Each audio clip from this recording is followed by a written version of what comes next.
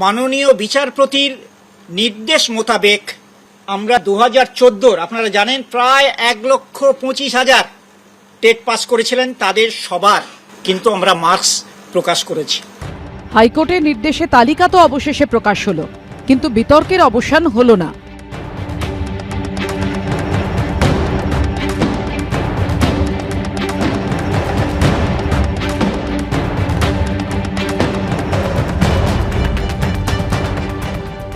আদালতের নির্দেশের পরেও 2014 টেট উত্তীর্ণদের অসম্পূর্ণ তালিকা প্রকাশ করল পর্ষদ। যে তালিকায় বহু পরীক্ষার্থীর রোল নাম্বার ও প্রাপ্ত নাম্বারের উল্লেখ থাকলেও নাম নেই। পরীক্ষায় কত নম্বর পেলেন তা জানতে গত 8 বছর ধরে অপেক্ষা করেছেন টেট উত্তীর্ণরা। এই নিয়ে মামলা হতে পর্ষদকে নম্বর প্রকাশের কড়া নির্দেশ দেয় কলকাতা হাইকোর্ট। তারই ভিত্তিতে শুক্রবার 2014 টেট উত্তীর্ণ মোট 1,24,952 জনের নাম্বার প্রকাশ করল প্রাথমিক শিক্ষা পর্ষদ। সেই তালিকায় দেখা যাচ্ছে অনেক পরীক্ষার্থীর প্রাপ্ত নাম্বার, রোল নাম্বার আছে, কিন্তু নাম নেই।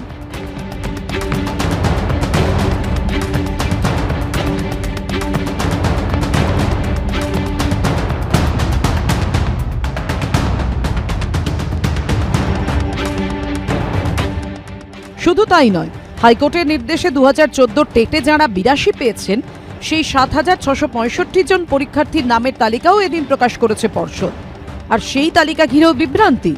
দেখা যাচ্ছে সেই তালিকায় আবার কোনো পরীক্ষার্থীরই নাম নেই। স্বচ্ছতাই আপনার কাজে বান্ধব, সেখানে হঠাৎ একটা লিস্টে নাম নেই, হঠাৎ একটা লিস্ট ফাঁকা। আমাকে কাজ করতে হচ্ছে কিন্তু বিগত ডেটা নিয়ে। আমার কোনো জায়গায় কোনো তথ্য ঘর খালি আছে মানে আমি যদি বসিয়ে দিতাম তাহলে ওটা কিন্তু অস্বচ্ছতা হতো। আমি এখনো আমার কিছু ডেটা রিট্রিভ করতে হয়তো বাকি আছে।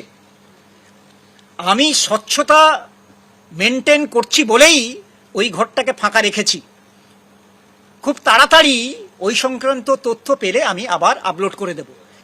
100% স্বচ্ছতা মেনে চলছি বলেই দু একটি ক্ষেত্রে আমরা ভুল তথ্য দিইনি। বিভিন্ন মহলে প্রশ্ন উঠছে, তাহলে কি এই অসম্পূর্ণতার নেপথ্যেও কোনো রহস্য আছে? আজকে যে লিস্টটি পাবলিশ করা হয়েছে ওতে আমার নাম আছে, কিন্তু আমি মনে করি আমার নাম্বার আরও বেশি আসা উচিত ছিল। তো আমি আমার সেই বিশ্বাসের উপর ভিত্তি করে পর্ষদকে অনুরোধ করতে চাই আমাদের স্ক্যান্ড ওএমআর কপিগুলি প্রকাশ করা হোক, not digitalised copy, scanned OMR copy. এবং তার সাথে আমি আরও একটি দাবি জানাচ্ছি, আমাদেরকে বলা হয়েছিল আমরা ইনকম্পিটেন্ট, মানে আমরা অযোগ্য। তো যারা যোগ্য, যারা চাকরি পেয়েছেন তাদের এবং আমাদের ব্রেকআপ মার্কস প্রকাশ করা হোক। এটা অভূতপূর্ব একটা মেরিট লিস্ট। এরকম কোনো মেরিট লিস্ট হতে পারে? একদম মানে এটা পর্ষদের সভাপতি আজকে এই লিস্টটা বার করে যেটা বললেন, মানে অব্যক্ত রাখলেন কিন্তু বললেন, সেটা হচ্ছে আগে যে পরীক্ষা হয়েছে তাতে যে নম্বর দেওয়া হয়েছে সেইটার সম্পর্কে উনি অন্তত পর্ষদের সভাপতি হয়ে কনফিডেন্ট নন। তার জন্যই উনি সেই নামগুলো এবং নম্বরগুলো লিখতে পাচ্ছেন না। এই শাসকদের আন্ডারে সরকারি চাকরি পাওয়াটা যে কোনো মানুষ সামাজিকভাবে তাকিয়ে বলবে হচ্ছে দুর্নীতি করেই চাকরি পেয়েছে। পর্ষদের অসম্পূর্ণ তালিকা প্রকাশের পরে শুরু হয়েছে রাজনৈতিক তরজা। তৈরি করা হয়নি, এ তালিকা তো নিজেদের বানানো, স্বচ্ছতার জন্য শূন্য। উনি বলতে পারবেন আসলে আজকে পর্ষদ সভাপতি, কালকে কয়েদি। হ্যাঁ, এই যে পর্ষদ সভাপতিরা যে সার্টিফিকেটগুলো দিয়েছে অন্য রাজ্যে সেগুলো অ্যাকসেপ্ট হচ্ছে না। দেখুন, এটা একটা তদন্ত সাপেক্ষ বিষয়, এ নিয়ে আমি কিছু বলবো না। তবে আমি আবার বলছি আমরা চাই তদন্ত নিরপেক্ষ হোক, তদন্ত দ্রুততার সাথে সম্পূর্ণ হোক, সত্য সামনে আসুক। এবং অতীতে আমাদের সরকার এবং আমাদের দল কাজের মধ্যে দিয়ে প্রমাণ করেছে যে আমরা জিরো টলারেন্স টু করাপশন শুধু মুখে বলি না, কাজেও করে দেখাই।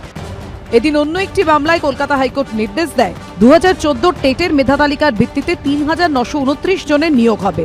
সিঙ্গল বেঞ্চে মামলাকারী 252 জন চাকরির ক্ষেত্রে অগ্রাধিকার পাবেন না। যদি যোগ্য হন তবে তাঁরাও নিয়োগ পাবেন। আদালতের নির্দেশ 2022-এর নিয়োগ প্রক্রিয়ায় ঘোষিত শূন্য পদের মধ্যে যদি এই 3,929 জনের পদ যুক্ত থাকে তাহলে তা বাদ দিতে হবে। 2017 টেট উত্তীর্ণরাও এই প্রক্রিয়ায় অংশ নিতে পারবেন। কৃষ্ণেন্দু অধিকারী, সন্দীপ সরকার ও দীপক ঘোষের রিপোর্ট, এবিপি আনন্দ।